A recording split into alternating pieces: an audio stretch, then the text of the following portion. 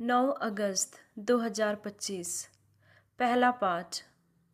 विधि विवरण ग्रंथ अध्याय 6 पद संख्याएं 4 से 13। मूसा ने लोगों से यह कहा, ही इस्राएल सुनो, हमारा प्रभु ईश्वर एकमात्र प्रभु है। तुम अपने प्रभु ईश्वर को अपने सारे हृदय, अपनी सारी आत्मा और अपनी सारी शक्ति से प्यार करो। जो शब्द मैं तुम्हें आज सुना रहा हूँ वे तुम्हारे हृदय पर अंकित रहे। तुम इन्हें अपने पुत्रों को भली भांति सिखाओ। घर में बैठते या राह चलते, शाम को लेटते या सुबह उठते समय इनकी चर्चा किया करो। तुम इन्हें निशानी की तरह अपने हाथ पर और ताबीज की तरह अपने मस्तक पर बांधे रखो और अपने घरों की चौखट तथा अपने फाटकों पर लिख दो।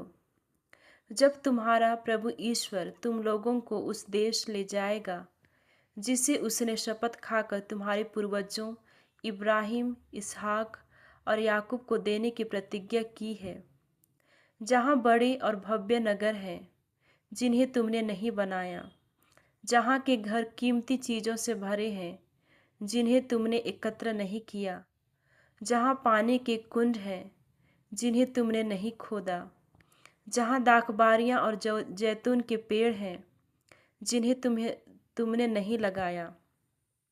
जब तुम वहाँ खाकर तृप्त हो जाओगे तो सावधान रहो और अपने प्रभु ईश्वर को मत भूलो, जिसने तुम लोगों को मिस्र देश से दासता के घर से निकाल लिया।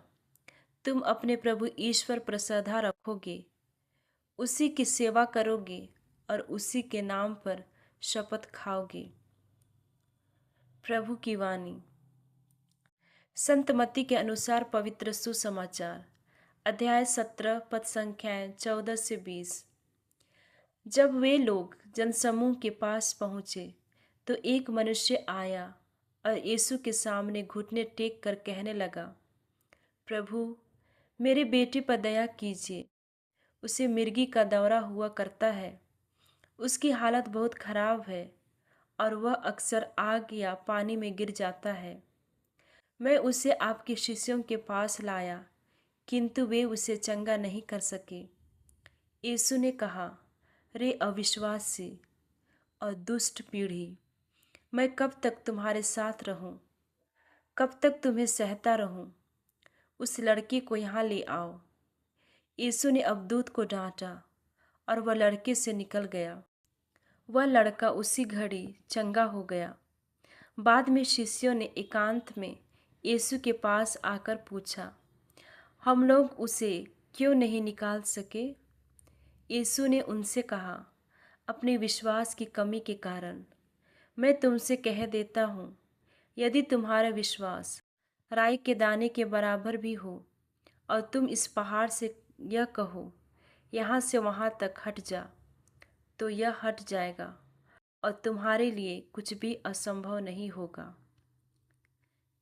यह प्रभु का पवित्र सुसमाचार है। मनन चिंतन। एक मनुष्य अपने अबदूतग्रस्त बेटे को प्रभु के पास लाया।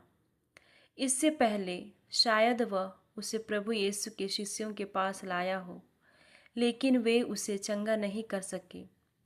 जब मनुष्य उस अबदूतग्रस्त बेटे को प्रभु यीशु के पास लाया तो प्रभु यीशु ने उसे यूं ही बड़ी आसानी से चंगा कर दिया, लेकिन शिष्य उसे चंगा नहीं कर सके। पूछने पर प्रभु यीशु इसका कारण उनमें विश्वास की कमी को बताते हैं। शायद उस बेटे के पिता में विश्वास की कमी थी या फिर शिष्यों में भी विश्वास की कमी थी। विश्वास का विपरीत होता है अविश्वास या संदेह। विश्वास के कमज़ोर होने पर संदेह का जन्म होता है या संदेह होने पर विश्वास कमज़ोर पड़ जाता है। पेतरुस विश्वास के साथ पानी पर चलने लगा, लेकिन संदेह होने पर डूबने लगा। उस बेटे के पिता ने उस अवधूत की ताकत और डरावनी विशेषता बताई कि वह उसे पानी में डुबो देता है या आग में जलाने की कोशिश करता है। हो सकता है इसी कठिनता ने शिष्यों के मन में संदेह को जन्म दिया।